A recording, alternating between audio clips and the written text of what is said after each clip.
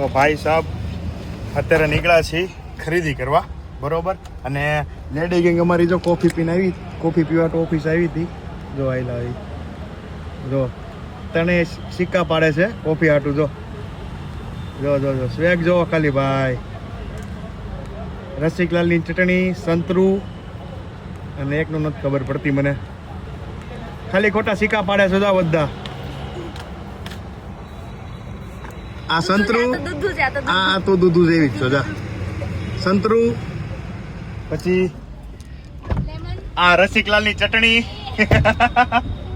આ બધા એક્સપ્રેસો ટોનિક પીધી અને આપણે સ્ટારબક્સની. હું કેવી હતી? હું આવી ડીકેથલોનમાં લેવા? હે